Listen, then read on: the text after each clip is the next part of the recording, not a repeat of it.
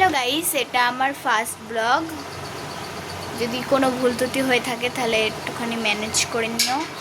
তো আজকে আমি একটু ভিডিও করছি। একটা ছোট্ট মধ্যবিত্ত ঘরের মেয়ে। তো ওখানে দেখো বাবান খেলা করছে, আর এটা হলো আমার ঘর, ঠিক আছে।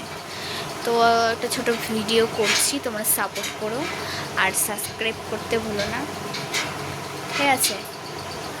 আমি জানি এত সহজে একটা উঁচু জায়গায় যাওয়াটা সম্ভব না, তবু ট্রাই করব।